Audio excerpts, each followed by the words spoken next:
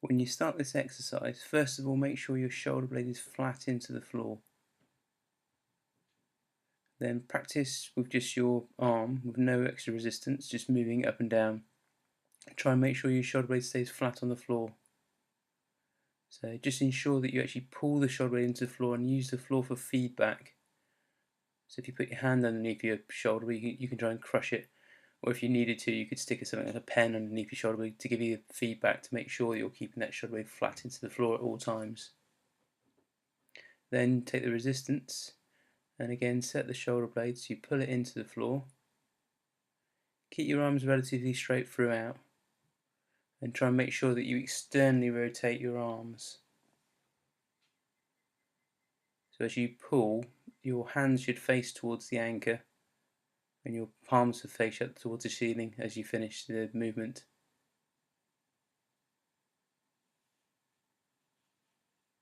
Make sure the return phase is very, very slow to try and make sure that you keep those shoulder blades flat into the floor. They'll want to come down as you pull, but as you go back up, they'll want to separate. So you have to really try and keep them squeezed together. If you need to, if you can do 12 reps easier, you can either use a higher resistance, or you can just increase the resistance by moving a couple of inches further down the mat. And again, if you can complete 3 sets of 12 to 15 reps with good form, then I'd use a higher resistance or move an inch or two down the mat.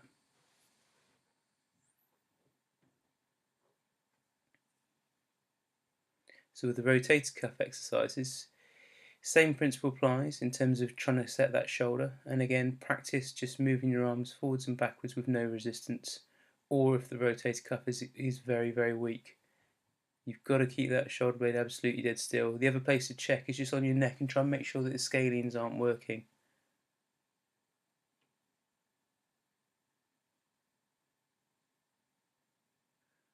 And then again add some resistance. Remember to pull the shoulder blade flat into the floor. Try and make sure that you maintain the same bend at the elbow. There's a tendency for the tricep to want to help out, which would mean that you would get some straightening at the arm. But the idea is to try and maintain the same bend throughout and just get pure rotation from the shoulder.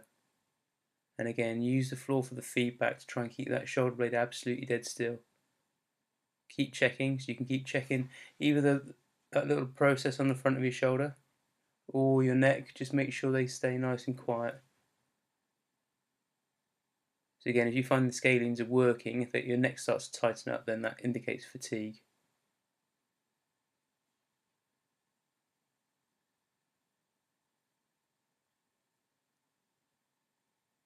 And again, try not to push the shoulder blade in the floor, otherwise you're essentially doing the job of the rhomboids.